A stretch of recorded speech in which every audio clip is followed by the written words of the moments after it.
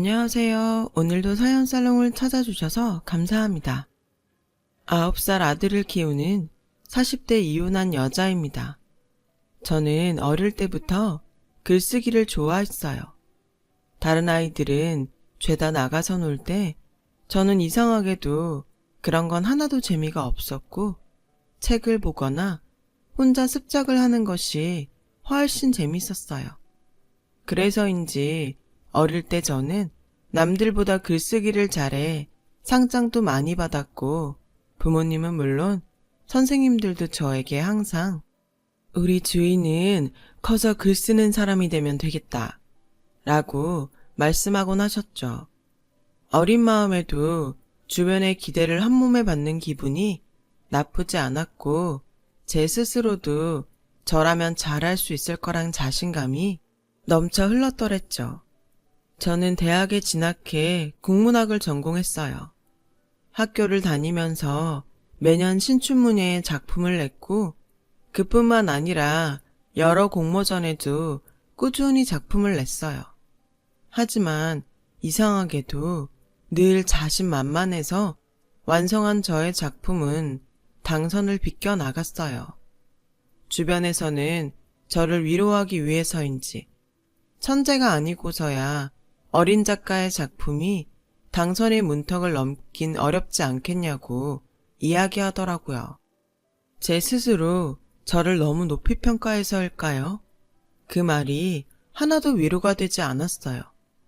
그렇게 어느덧 저는 대학교 4학년이 되었고 끝까지 작가가 되겠다는 꿈을 포기하지 못한 채 친척분의 소개로 증권회사에 취업을 하게 되었어요.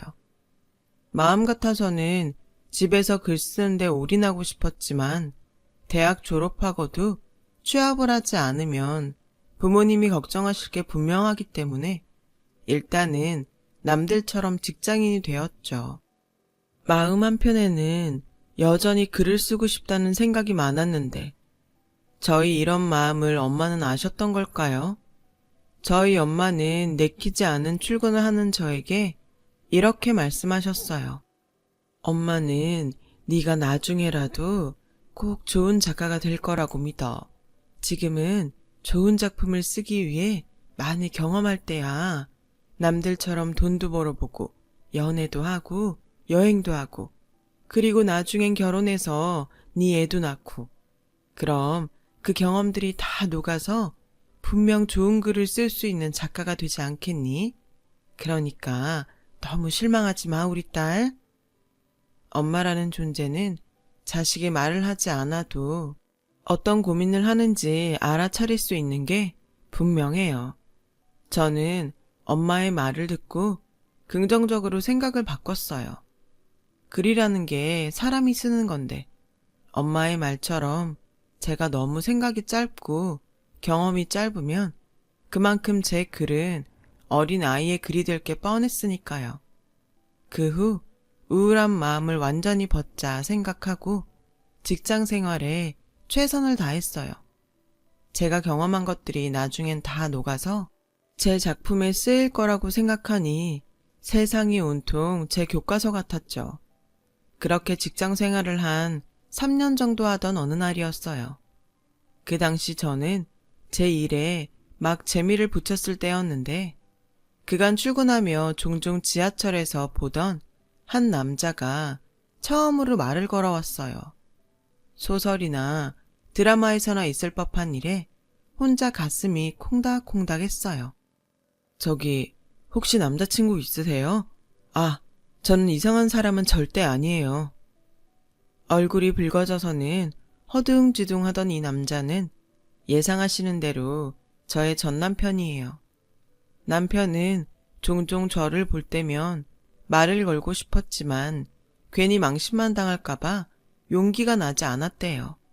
그래서 포기하려고 했는데 그날은 이상하게도 저에게 말을 걸지 않으면 후회를 할 것 같은 예감이 들어 뭐에 홀린 듯 저에게 말을 걸었다 하더군요. 아무튼 저희의 인연은 그렇게 시작되었어요. 남편의 그런 갑작스러운 고백으로 바로 사귀는 사이가 된 건 아니고 조금씩 서로를 알아가며 천천히 연인 사이가 되었죠. 남편은 저보다 4살이 많았어요. 저와 비슷한 직장인이었고 서로 회사는 달라도 퇴근하고 만나 서로의 고충을 나누며 조언을 주고받으니 그건 그거대로 참 재밌더라고요. 무엇보다 저는 남편의 긍정적인 마인드가 좋았어요. 제가 하루 종일 고민하던 일도 남편의 이야기를 들으면 별거 아닌 것처럼 느껴질 정도로요.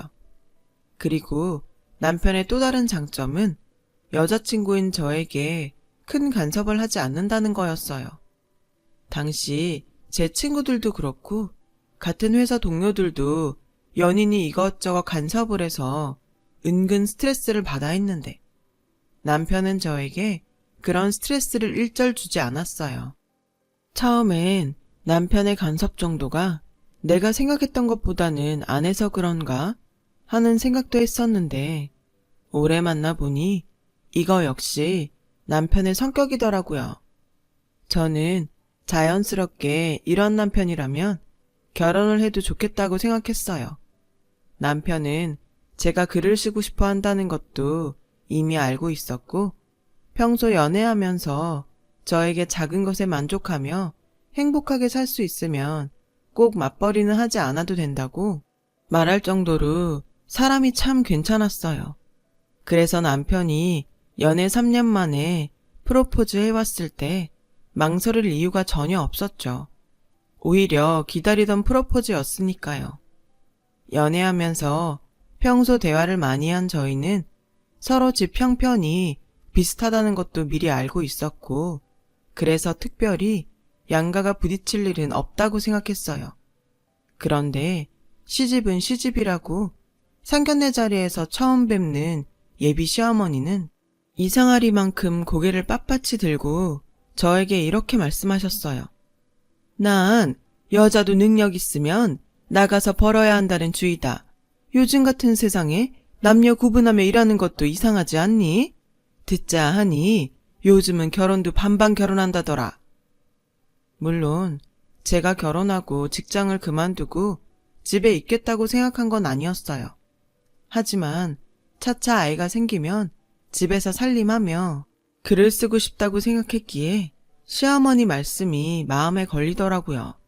그때였어요. 엄마, 우리가 알아서 할게요. 그래, 당신 너무 며느리 시집 오기도 전에 부담 주지 마. 애기 생기면 당신이 봐줄 거야. 그거 아니면 이래라 저래라 하는 거 아니야. 내가 뭐라고 했다고 이래요? 요즘은 다 육아휴직 쓰고 애 키우면서 회사만 잘 다녀요. 안 그러니? 엄마, 요즘은 남자도 육아휴직 많이 써요. 그건 저희가 그때 맞춰서 알아서 할게요.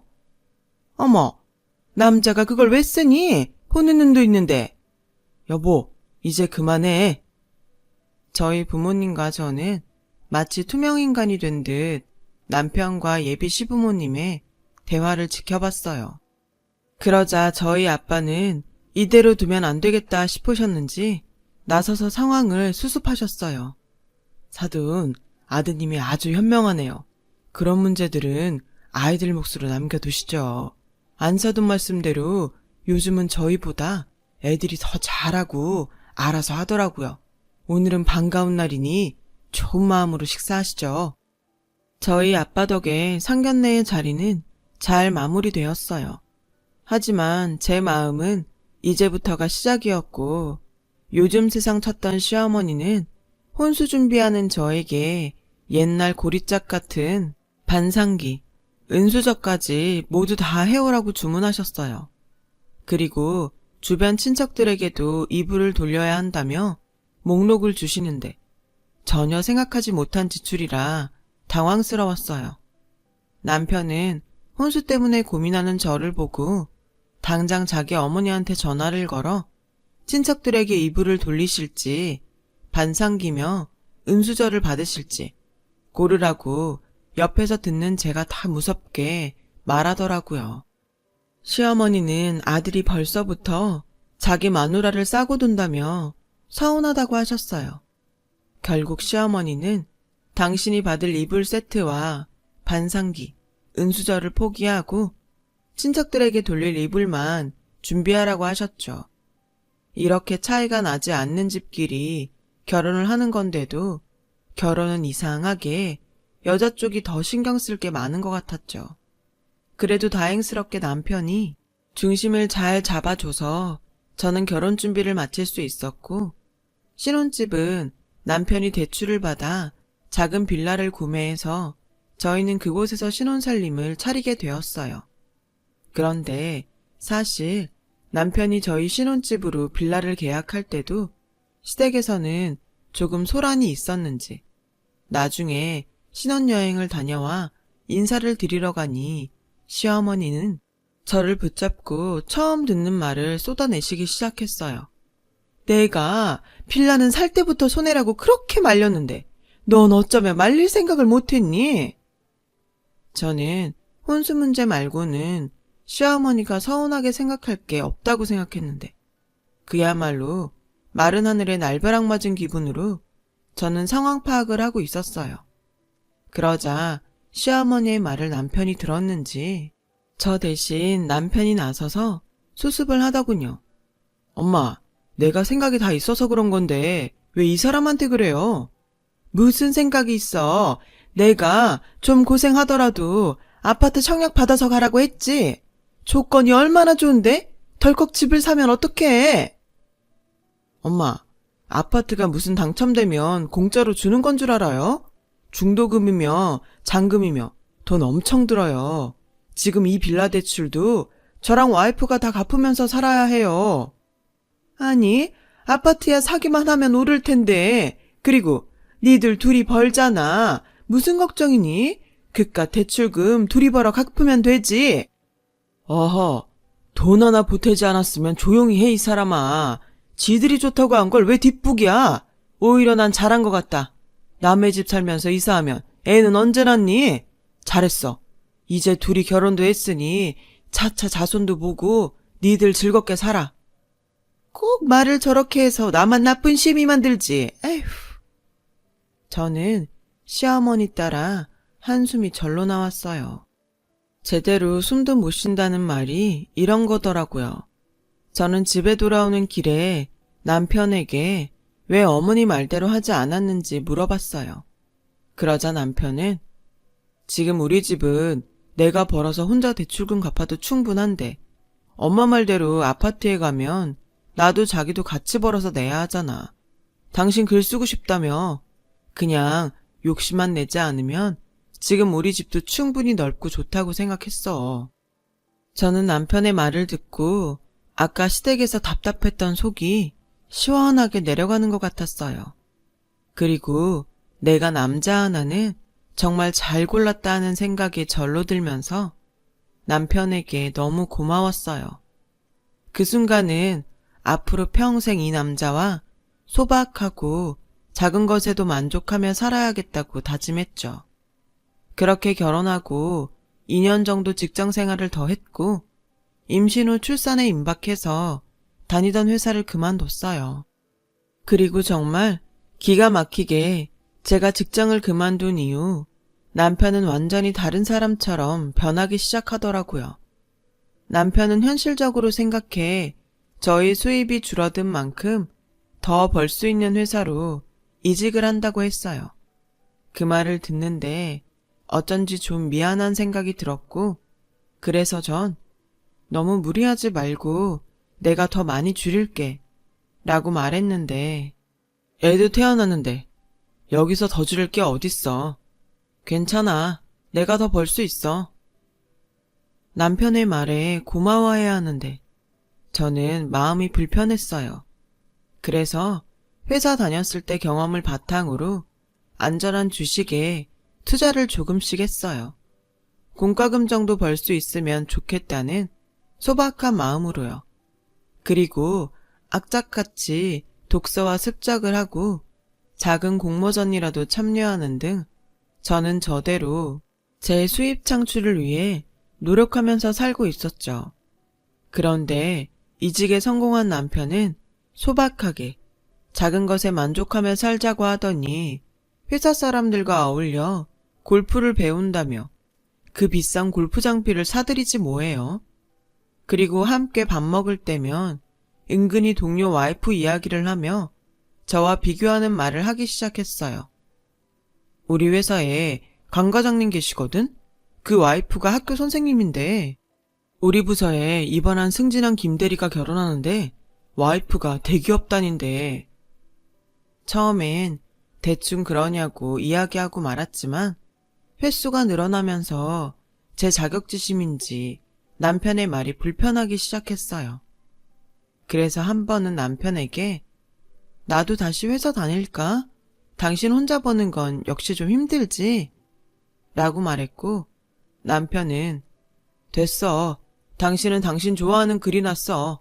우리는 뭐 남들처럼 비싼 아파트에 사는 것도 아니고 애한테 비싼 사교육 시킬 것도 아니니까 나 혼자 벌어도 괜찮아.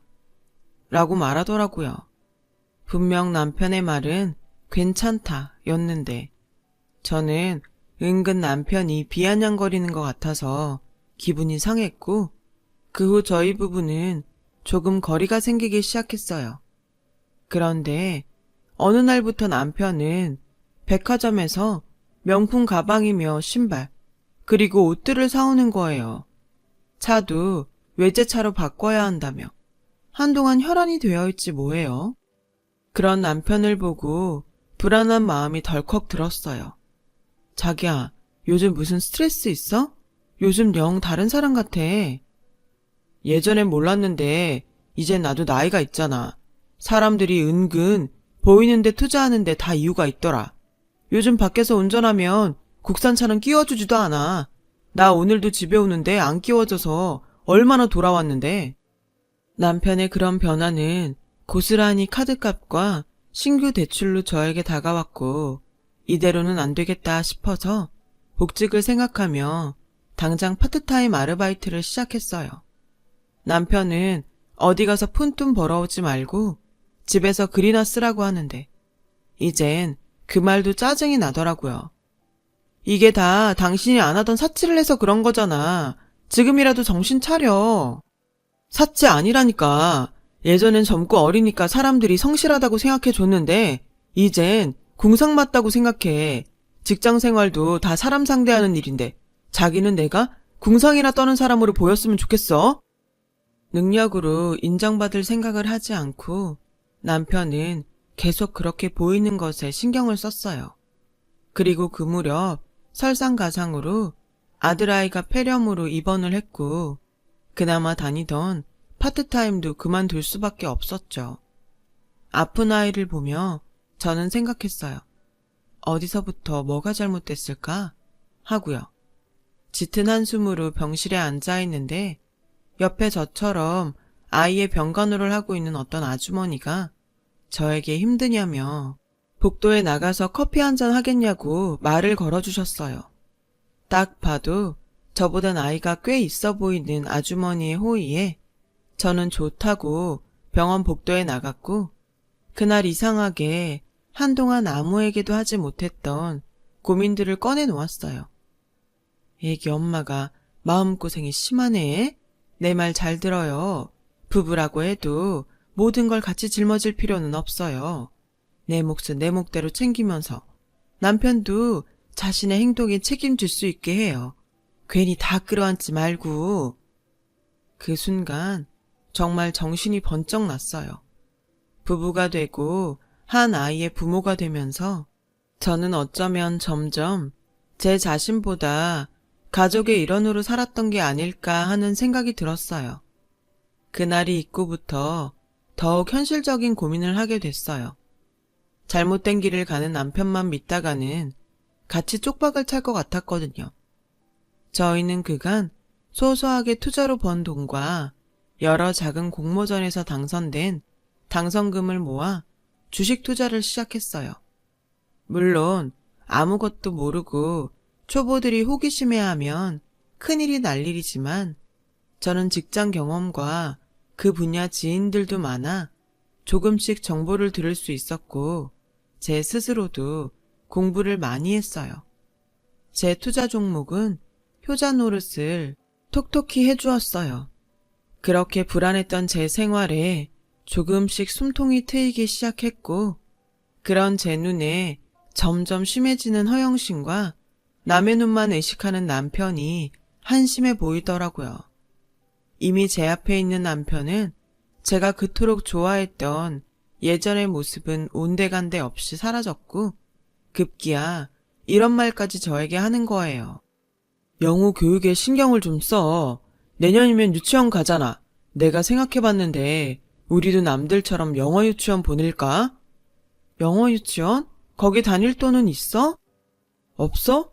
내가 그렇게 매달 벌어와 주는데 지금 돈이 없다는 거야? 집 대출금에 당신이 그렇게 좋아하는 외제차 대출금, 거기에 당신 카드값까지 우리 지금 겨우 먹고 사는 거야. 아이씨, 꼭 그렇게 조목조목 말해서 사람 기분을 잡쳐야겠어?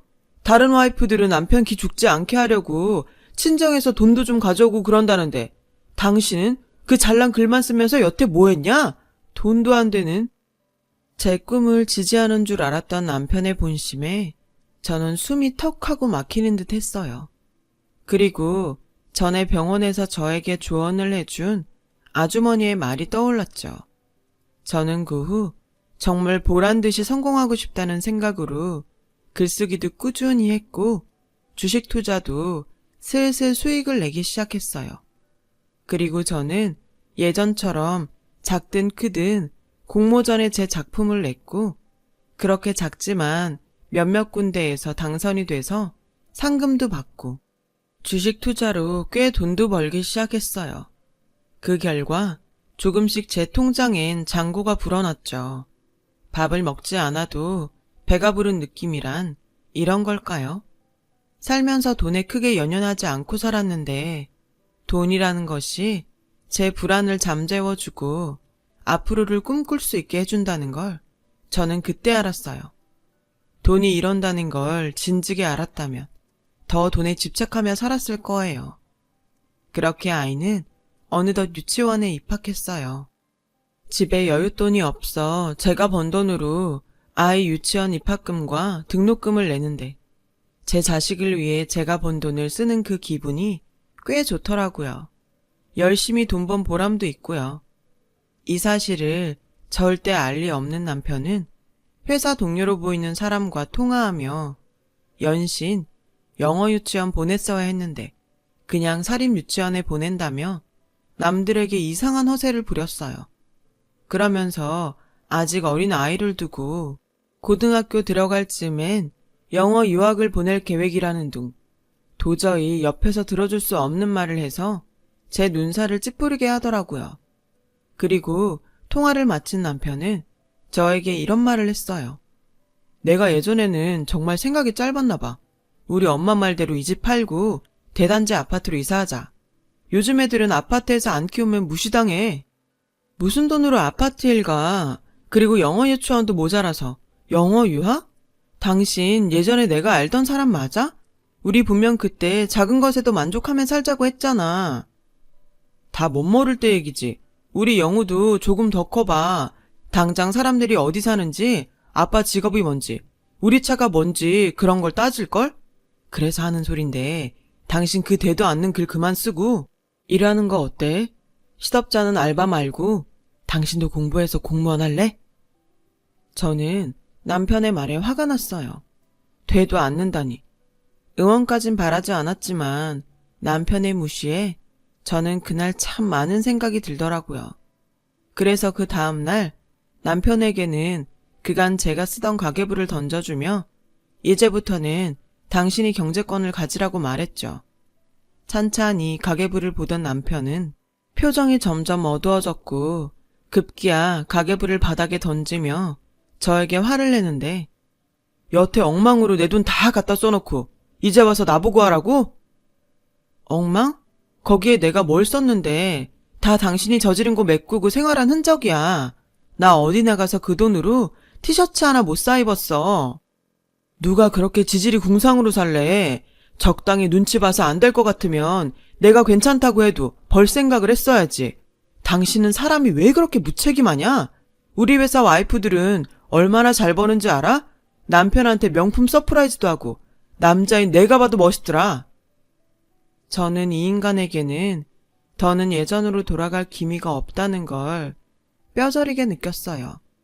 사람이 변하기도 쉽지 않다고 하더니 남편은 그 반대로 너무 많이 변해버려서 제가 아무리 아이를 위해 이해하고 살려고 해도 도저히 미래가 보이지 않았어요. 그래서 저는 말이 통하지 않는 남편에게 이혼하자고 말했어요. 이혼하자는 말에 남편은 콧방귀를 끼며 나 아니면 어떻게 먹고 살려고? 그냥 홧김에 그러는 거면 나 하나도 안 무서우니까 그만해. 당신 뭐 할 줄 알아? 당신 같은 사람 요즘 회사에서 뽑아주지도 않아. 글쎄, 이러는 거예요. 저는 더는 기가 차서 듣고 싶지 않았어요. 그간 착실하게 찍힌 제 통장을 꺼내 남편 면상에 던졌죠. 사실 그간 공부도 하고 정보도 얻어 종잣돈 1,000만 원으로 얼마 전 목표하던 1억을 달성했거든요. 이렇게 말하면 참 쉬워 보이지만 저는 정말 죽기 살기로 했어요. 공부도 많이 하고 지인들한테 물어보기도 많이 물어보고 제 나름의 큰 돈이 들어갔기에 여간 신경을 쓴 게 아니었죠. 남편은 여전히 저를 무시하는 얼굴로 제 통장을 봤어요. 그리고 점점 표정이 굳어가는데 입으로 1, 10, 100, 1,000만, 10만, 100만, 1,000만 까지 센 남편은 방금 전과 완전히 달라진 태도로 저에게 말했어요. 당신 이게 다 뭐야? 1억? 내가 내 힘으로 번 돈이야. 그런데 왜 이 돈은 가계부에 없어? 아까 말했잖아. 그 돈으로는 내 티셔츠 한 장 안 사 입었다고. 그 가계부 잘 봐. 우리 영호 유치원 입학금도 내 돈으로 냈어. 당신 월급은 당신이 허영심 채우는데도 간당간당한 지 이미 오래야. 아니, 네 거 내 거가 어딨어? 부부는 공동체인데. 그리고 여기에 내 돈도 들어간 거 아니야? 공동체? 그리고 당신 돈을 여기에 넣고 싶어도 남는 게 없어서 넣을 수도 없었어. 아까 당신이 말했지? 당신 아니어도 나 잘 먹고 잘 살 수 있으니까 이제 사람 그만 무시하고 이혼해. 아니, 아까는 내가 홧김에 그런 거지. 그리고 당신은 혼자 이렇게 벌면서 이걸 혼자 쓰려고 했어? 홧김? 혼자? 방금까지 네가 한 말을 생각해. 누가 그러더라? 너도 네 행동에 책임을 지게 해야 한다고. 여태 네가 싼 똥 내가 치우면서 나 많이 힘들었거든? 그래도 언젠가는 예전 그대로 돌아오겠지 생각했는데 너는 점점 더 똥밭으로 구르더라. 나까지 그 똥밭에 구르고 싶지 않으니까 이젠 헤어져. 저는 남편에게 그렇게 말하고 아이를 데리고 짐을 챙겼어요. 남편은 저의 옷자락을 잡아 끌며 잘못했다고 다시 예전처럼 돌아가겠다고 되지도 않는 약속을 했지만 저는 알 수 있었어요. 이 남자는 지금 반성하는 게 아니라 통장에 찍힌 돈에 눈이 돌아갔다는 것을요. 저는 현재 적극적으로 주식에 투자를 하고 있어요. 해보니 자신감도 생기고 너무 큰 욕심만 부리지 않으면 애 키우면서 이만한 일도 없더라고요. 그렇다고 글을 쓰지 않는 건 아니에요. 글쓰기는 저에겐 일기처럼 생활이 되었고 언젠가 제 인생의 역작이 나올 거라는 것엔 여전히 믿어 의심치 않고 있어요. 이혼 후 남편은 그놈의 허영심의 대가로 갖고 있던 집도 날리고 월급도 압류를 당했어요. 그렇게 서로 허세 부르던 회사 사람들 앞에서 제대로 망신을 당한 거죠. 그렇게 남의 눈 의식하더니 아주 꼴 좋더라고요. 아이는 다행히 아빠를 닮지 않았어요. 그리고 최근에 알게 되었는데 아이가 학교에서 제 자랑을 많이 하고 다닌대요.